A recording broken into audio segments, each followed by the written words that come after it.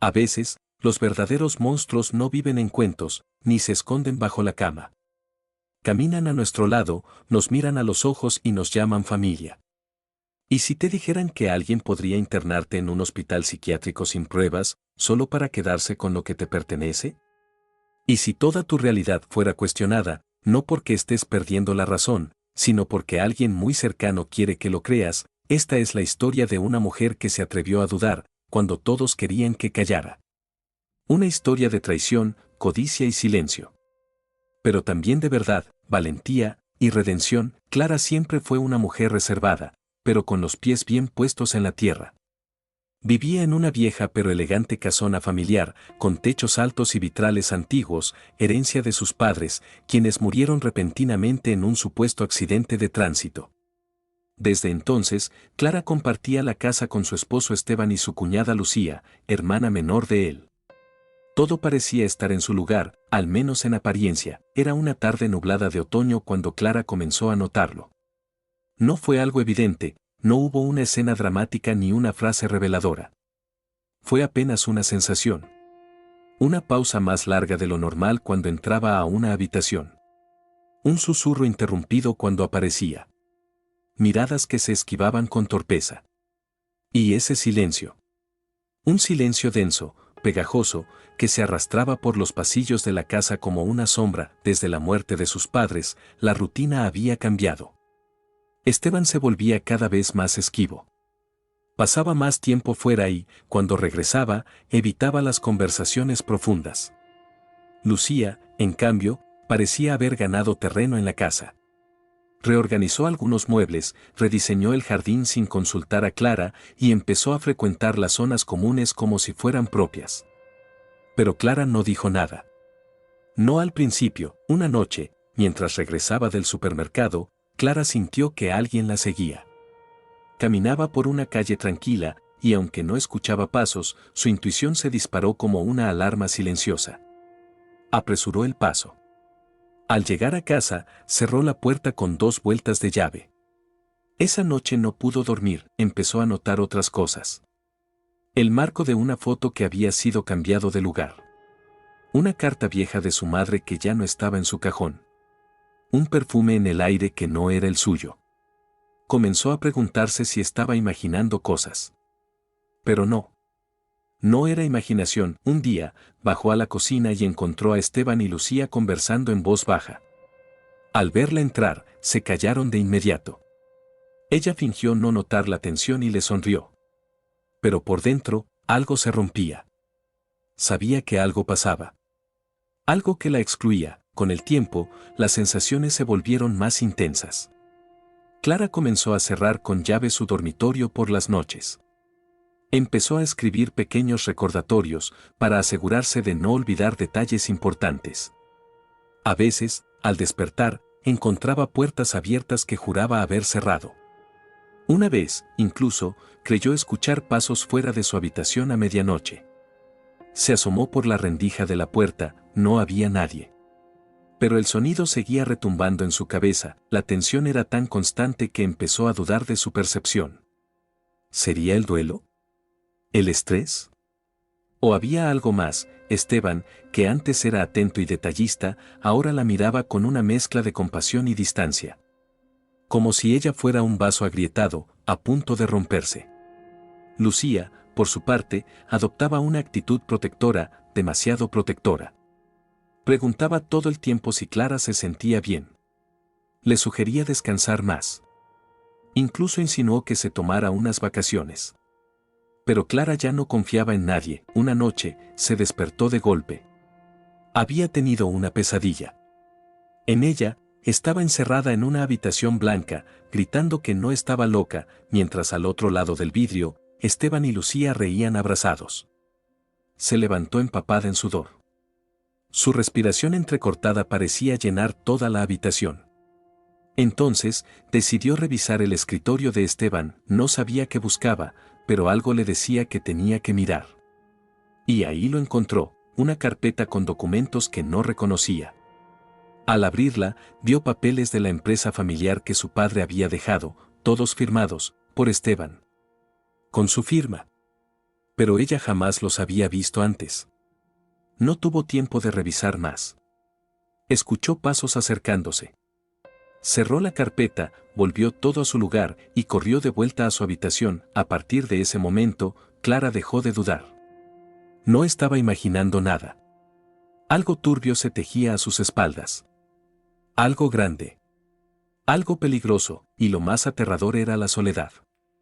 Porque cuando el enemigo duerme bajo el mismo techo, hasta el sonido de una taza en la cocina puede ser un mensaje oculto. Clara supo, en lo más profundo de sí, que debía estar alerta.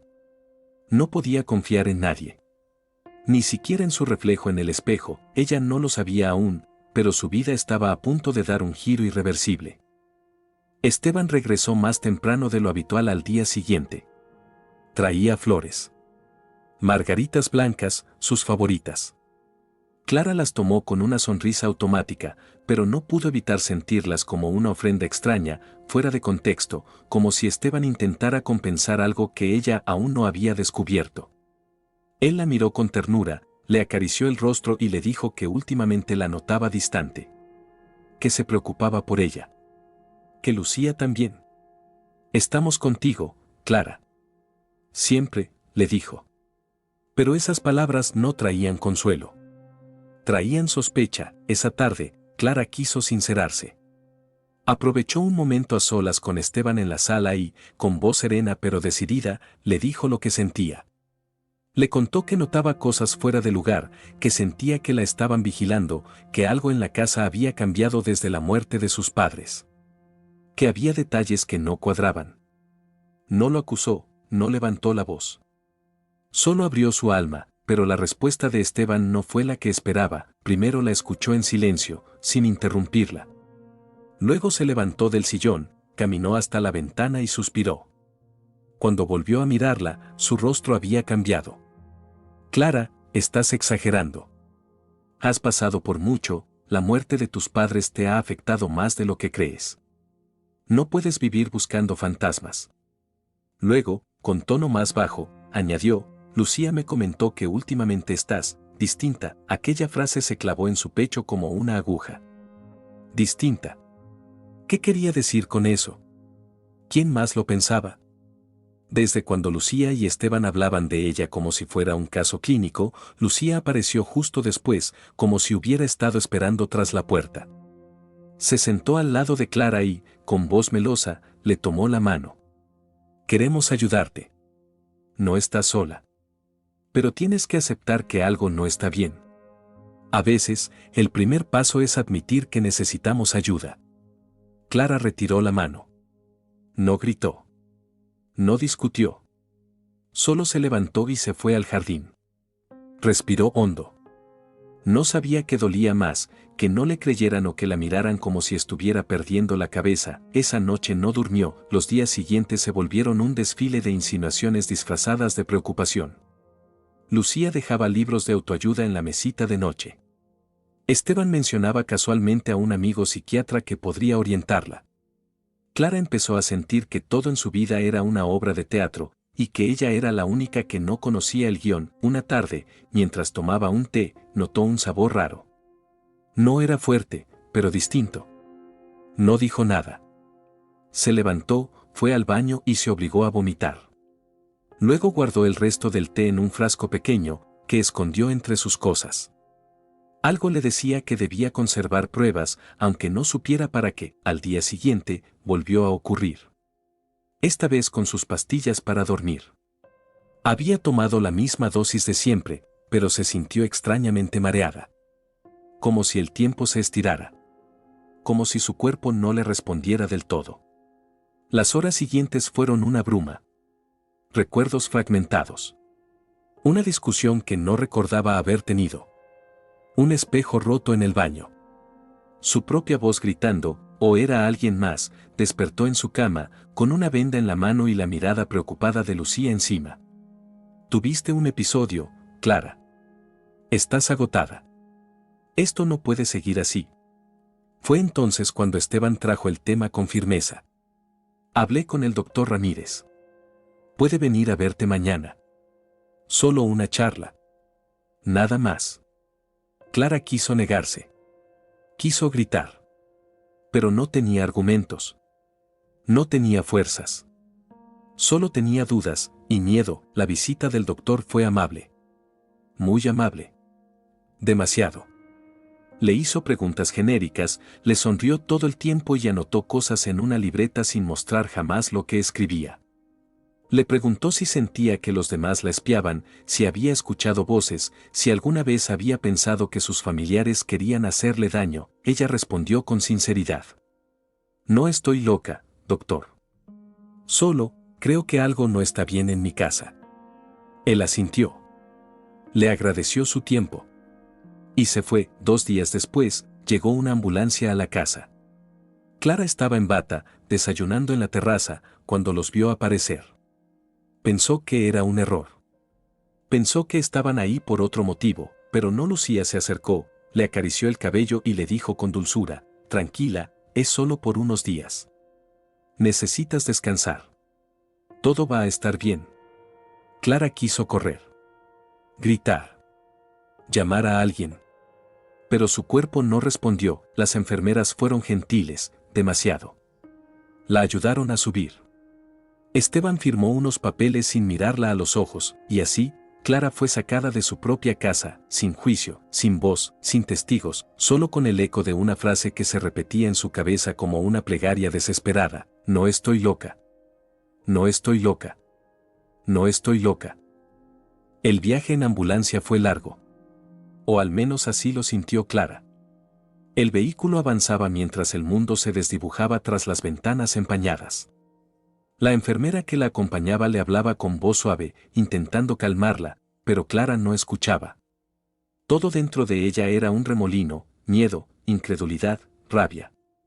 Se sentía traicionada, expuesta, indefensa. Pero por encima de todo, se sentía atrapada. El edificio de la clínica psiquiátrica era imponente, de arquitectura sobria, con jardines cuidadosamente diseñados que intentaban suavizar la sensación de encierro. Clara fue conducida a una habitación individual, blanca, demasiado blanca. Todo allí parecía esterilizado, incluso el silencio. Las ventanas tenían barrotes delgados, casi decorativos, pero letales en su función. Una cama con sábanas bien dobladas. Una mesita. Una lámpara de pie. Y un vacío que la envolvía como un velo. El primer día fue una mezcla de formularios, revisiones médicas y preguntas incómodas. Le pidieron que entregara sus pertenencias. Le tomaron la presión. Le ofrecieron medicación ligera para relajarse. Clara se negó. Una y otra vez. Pero todo parecía estar diseñado para quebrar su voluntad. Con una sonrisa, conoció a otros pacientes, algunos claramente desorientados, otros simplemente rotos por dentro. Había una mujer que se pasaba el día susurrando oraciones. Un joven que repetía una frase en bucle. Una señora mayor que creía ser la reina de España. Clara se sintió aún más perdida. Ella no encajaba ahí. Ella no debía estar ahí. Pasaron los días. Lentamente, empezó a distinguir las rutinas. Las horas de comida, de terapia grupal, de caminata controlada. Y fue entonces cuando la conoció, Marcela. Marcela era una enfermera de rostro amable y ojos sinceros. No fingía sonrisas, ni hablaba con condescendencia. Observaba. Escuchaba. Era distinta al resto. Clara lo notó enseguida. Y Marcela también notó algo en Clara. Algo que no cuadraba. Durante un chequeo rutinario, Marcela se tomó unos minutos más de lo habitual. Le preguntó cómo se sentía. No de forma superficial, sino como quien realmente quiere saber. Clara respondió con cautela, pero dejó entrever que no confiaba en el diagnóstico que le habían impuesto. Marcela no opinó. Solo tomó nota mental. Y le ofreció una taza de té. Esa noche, Clara escribió en una hoja suelta que encontró en el cajón de su mesita: hoy alguien me miró sin juzgarme. Me llamó por mi nombre. No me trató como a un número. Fue solo un minuto, pero me sostuvo. Pasaron los días, y Clara empezó a abrirse, poco a poco. En pequeños momentos robados entre horarios estrictos y rondas médicas, compartía fragmentos de su historia con Marcela. Le habló de sus padres. De la casa. De Esteban. De Lucía. De las sospechas. De la ambulancia. De todo, Marcela escuchaba. A veces asentía. Otras veces fruncía el ceño. Pero nunca interrumpía. Una tarde, Clara dijo algo que cambió todo: no me volví loca. Me quisieron volver loca. Fue ahí cuando Marcela comprendió que estaba frente a algo más grande de lo que imaginaba. Esa noche, mientras Clara dormía, Marcela revisó discretamente su expediente. Lo que encontró la desconcertó. El informe del psiquiatra era escueto, lleno de generalidades. Nada concreto. Y lo más inquietante, todo el proceso de internación se había hecho en tiempo récord. Sin evaluación previa real. Sin segunda opinión. Como si todo hubiera estado orquestado, Marcela no podía hacer mucho. No tenía poder sobre los médicos ni sobre la administración. Pero sí podía observar. Y proteger. Al día siguiente, trajo a Clara un cuaderno nuevo. Por si quieres escribir lo que recuerdas. Lo que viviste. A veces ayuda. Clara lo tomó como si fuera un salvavidas. Empezó a llenar página tras página. No con divagaciones, sino con datos precisos. Fechas. Nombres. Detalles. Incluso sensaciones físicas. Era su forma de resistir. De demostrar que su mente seguía intacta. Marcela guardaba cuidadosamente cada cuaderno. Sabía que eran más que simples notas. Eran evidencia. Pruebas de que Clara no pertenecía a ese lugar. Un día, mientras servía la comida en la sala común, Marcela se cruzó con el doctor Ramírez, el psiquiatra que había firmado el ingreso de Clara. Lo saludó con cortesía, pero no pudo evitar sentir un nudo en el estómago. Lo observó con más atención. Ese hombre tenía demasiado poder.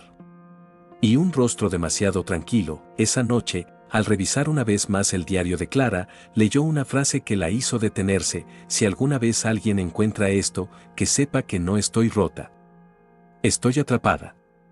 Pero aún soy yo. Marcela decidió actuar. No podía quedarse de brazos cruzados. Pensó en su primo Iván, periodista independiente. Idealista, joven y sobre todo, persistente. Si alguien podía sacar esa historia a la luz, era él. Sabía que era un riesgo. Sabía que si alguien la descubría, podía perder su trabajo. O algo peor, pero también sabía otra cosa: Clara no estaba loca y había llegado el momento de demostrarlo.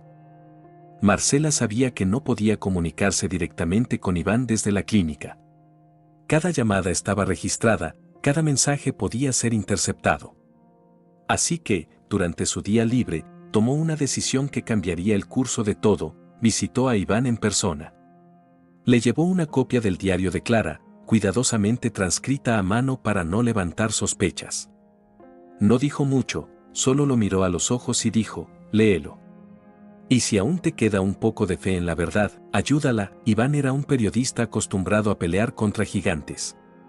Había destapado casos de corrupción policial y estafas médicas en el pasado, pero lo que leyó aquella noche lo dejó con el alma helada. No se trataba solo de una mujer internada injustamente. Era una historia de poder, manipulación y ambición. Un caso donde la salud mental era usada como herramienta para despojar a alguien de todo lo que tenía y silenciarla. El joven periodista sabía que no podía actuar de inmediato. Necesitaba pruebas sólidas. Así que comenzó a investigar desde lo más básico: quién era Clara antes del encierro. Lo que descubrió lo sorprendió. Clara no solo era la hija única de una familia adinerada, sino también la heredera legal de una red de propiedades y empresas que ahora estaban bajo control de Esteban y, en menor medida, de Lucía. En el papel, parecía una transición legítima tras el fallecimiento de los padres. Pero algo no cuadraba: los documentos de cesión de bienes tenían firmas escaneadas, no manuscritas.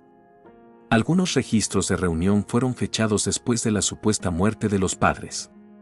Y lo más sospechoso, el abogado de la familia, un hombre intachable, había desaparecido del mapa meses antes sin dejar rastro. Iván empezó a contactar a antiguos socios de los padres de Clara. Todos repetían lo mismo: Clara era la legítima dueña, pero desde el accidente, Esteban había tomado las riendas con una velocidad asombrosa. Algunos incluso mencionaron que Esteban había cambiado de auto semanas antes de la tragedia, aunque oficialmente nadie sabía por qué. En paralelo, Iván investigó la clínica psiquiátrica. Descubrió que el doctor Ramírez tenía antecedentes de aceptar pacientes sin diagnósticos claros, siempre con avales externos. No era ilegal, pero sí profundamente cuestionable. Más aún cuando varios de esos pacientes resultaban tener fortunas, herencias o propiedades en disputa familiar. Cuanto más cavaba, más podredumbre encontraba. Entonces, Iván decidió utilizar su mayor arma, las redes sociales. No podía publicar el nombre completo de Clara ni detalles que violaran su privacidad, pero sí podía contar la historia. Usó nombres ficticios, cambió fechas, modificó algunos escenarios, pero mantuvo intacto el horror, una mujer encerrada injustamente por su esposo y su cuñada para quedarse con su herencia. Con la complicidad de un médico y el sistema, la historia explotó. Miles de personas comenzaron a comentar, a compartir, a indignarse. Algunos contaban experiencias similares. Otros ofrecían ayuda. La etiqueta almohadilla "no estoy loca" se volvió tendencia. Marcela, desde la clínica, notó el cambio casi de inmediato. Algunos médicos comenzaron a susurrar. Otros se mostraban nerviosos. Un rumor comenzó a correr entre los pacientes: alguien allí adentro estaba escribiendo desde el encierro. Y el mundo estaba empezando a escuchar. El director de la clínica pidió discreción absoluta. Ordenó revisar pertenencias. Reforzar el protocolo de visitas. Pero ya era tarde. Iván publicó una segunda parte del reportaje. Esta vez con documentos, testimonios y pruebas visuales. No mencionó el nombre de Clara, pero era cuestión de tiempo para que las piezas encajaran. Fue entonces cuando un fiscal abrió una investigación de oficio. La historia había llegado a los ojos de la justicia. En la clínica, Marcela reunió a Clara en una sala de descanso. Le sonrió como si nada. Le sirvió una taza de té.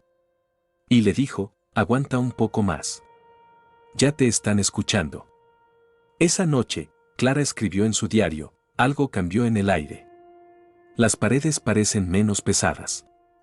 Siento que, por primera vez en mucho tiempo, alguien me cree. No sé qué pasará, pero esta vez, no me van a callar. Iván sabía que tenía que moverse rápido.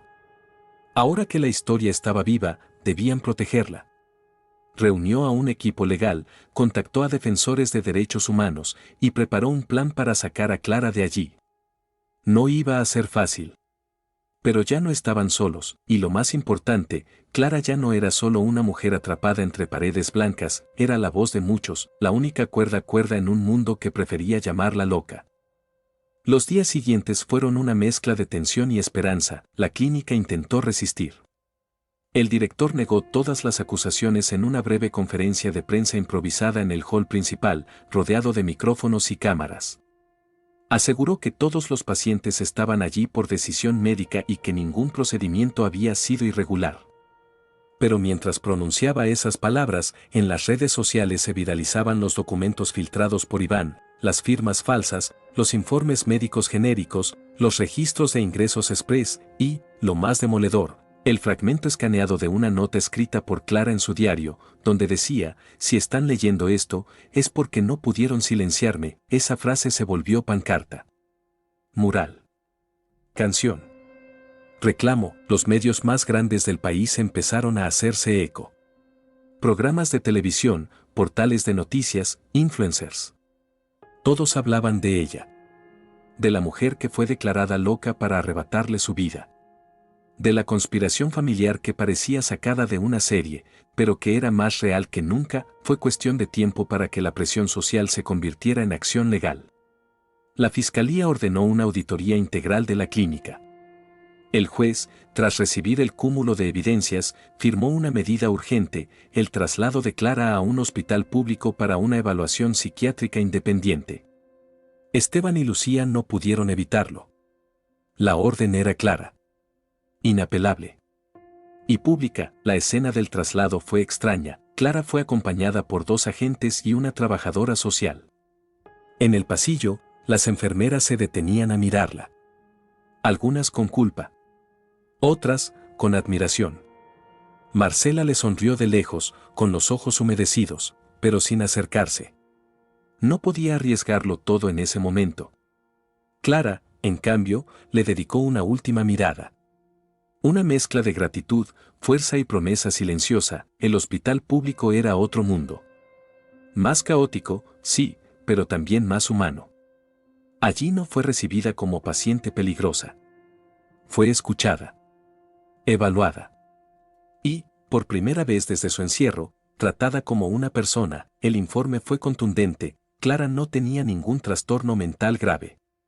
No presentaba síntomas de psicosis, ni delirios, ni alteraciones cognitivas.